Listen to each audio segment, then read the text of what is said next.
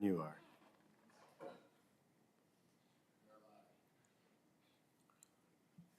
All right, we'll go ahead and call the Board of Zoning Appeals to order at 5:01 PM. Can I get roll call?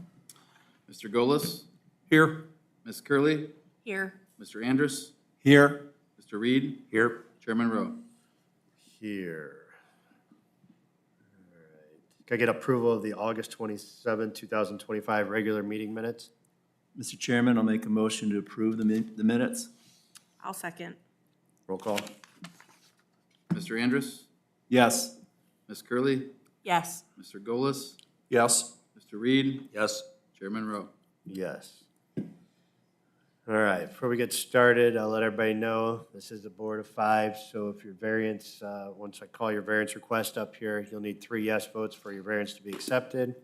And before we do get started, I'll call the variance request. Make sure you step up to the podium, make sure you're signed in, state your name, address, and then give us a little background on the variance request you're looking for. And we'll go from there. So with that, we'll go ahead and get started. Our first waiver is W1765-25, waiver of ordinance 269-2001, section 1153.01D relating to area exceptions. Location is 1604 North Stadium Road. The applicant owners are Richard Jr. and Carmen Ammerman. Assume that's you. Yeah. Go ahead and just make sure you're signed in, state your name, address, and I then am. give us a little background on your request. All right. Again, my name is Carmen. Along with my husband Rick, we own the property at 1604 North Stadium. We are asking for the waiver to allow for a permanent awning to go over the cement structure directly out the front door. In the 5 years that we've owned the property, the deck that was originally there began to rot due to water and snow setting, pooling in the areas on the wood. And unfortunately, with the house not setting 100 feet itself back from the center of stadium, it makes it difficult for us to abide by the requirement. So we are asking that with the deck removed, that the allowance that had previously been granted be granted to us for the awning. I do have a couple of pictures, whether you want to see them. Let me know. One of them is the picture when we moved in with the deck and then what the awning itself looks like. And then also pictures taken from the side street of Grizel. There's 3 homes right there in that block. And ours actually sits back, the awning itself sits back further away from the center of the road than the 2 that are there currently. So for those reasons, we are asking that it be allowed. And that's the gist of it. I told you I'd be short and sweet and to the point. We'll take the pictures. As I said, the first one is with the deck and then with the awning. And then the other, this is from Grizel directly down. You can't even see the, then I went to the corner of the street. You can barely see the edge of the awning, and then this is taken directly from our awning back over to where I was standing.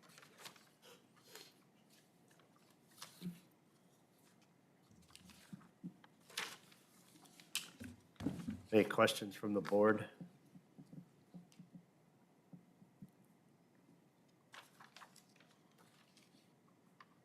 Anybody else here to speak for or against the matter? My name is Richard Ammerman. I'm also the co-owner with my wife, Carmen. It is our intention to continually upgrade our property to make it presentable from the street and to help beautify our new home. And we like living in Oregon, so that's our request. We still have to finish it. We stopped all construction. We still have to paint it, add hooks and a flagstaff. But that's pretty much all we're going to do to it. Thank you. Thank you. Anybody else here to speak for or against the matter? I'm Huey Spradlin. I live on Grizel. I'm a contractor also in Oregon. The problem I have with this is it was done on a weekend without a permit. And I don't know if the contractor is licensed or not. That's the only problem I have with this thing. Everything should have a permit before it's done. That's the problem I have with this. Thank you. Anybody else here to speak for or against the matter?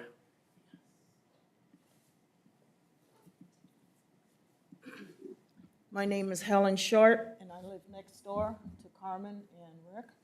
And I think it should be allowed because when Amy Sudo lived there before, she had put a deck on the front out there, which is just the same as what's there now. Thank you. Assuming nobody else is here to speak for or against the matter, since there's nobody here. Sure. Yeah, you just wait, you step back up.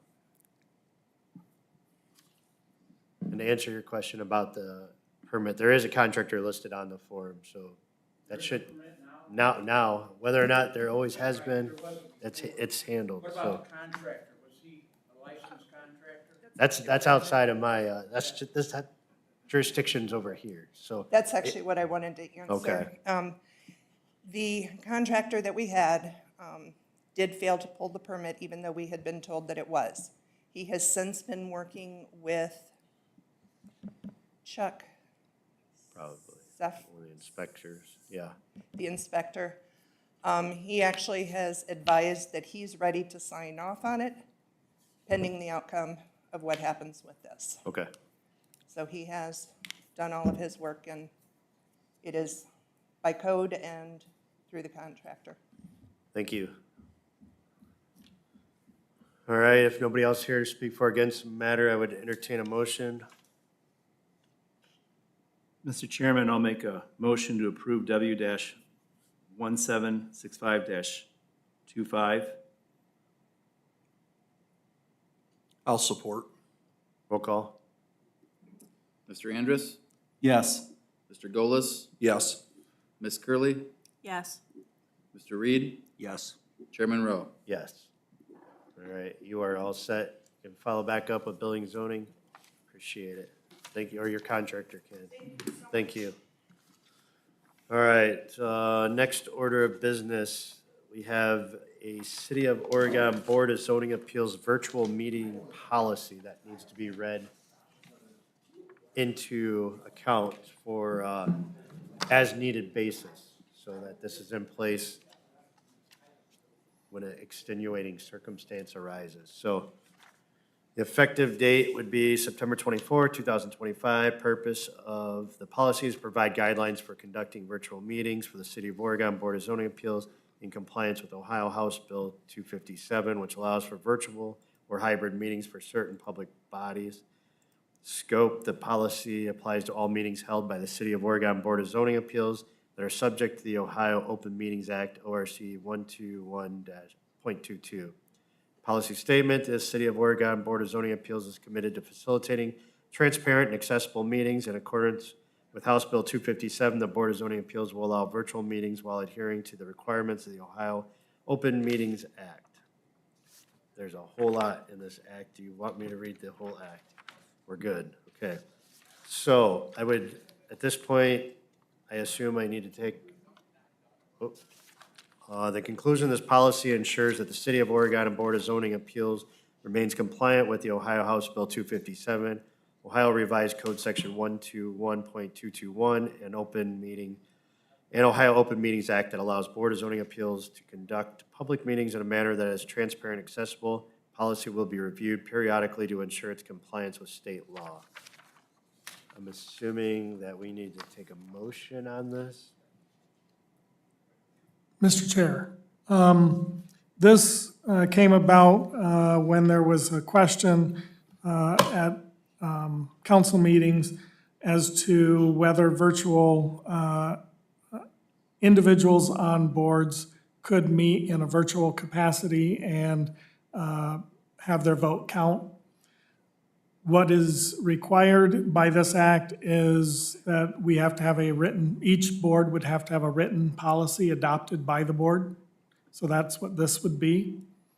The House Bill 257 prohibits virtual membership or virtual action when it involves a person that is an elected person. But you are all appointed positions, and therefore, this act would meet that requirement. So you could do that, but say council members could not because they are elected. So if you have any other further questions, I'll be happy to answer. I have a question. Should this also apply to the Residential Board of Building Appeals? I would assume we have to open that meeting and then read it. That, yeah, that, Mr. Chair, that would be something that would be a separate action by that board, which I understand is Same before board. us. I'm not. And so we would have to do that at a meeting where you meet as that board. Technically, the difference is there's 4 of you that is on that board in addition to the mayor. And so you could take that action with a 4-0 vote to permit that, but we would have to bring that, Wait, you're still talking about the residential building? yeah. The mayor's not, he's never. So he's who on- is, it's This same group. just the 4 This is or the 5 all of us. 5? All 5. We're the same, I thought it was all 5. it's but- 5. I thought it was the same. I didn't know Body. that I was on the residential. It happens like very. Yeah, sparsely. rarely. Okay, Like that's why I once didn't every know. 5 years or something. Okay, Part of the reason I bring this up is that new law that is passed that we're waiting on Board of Building Standards input on, where you have to have emergency board meetings if they someone requests it.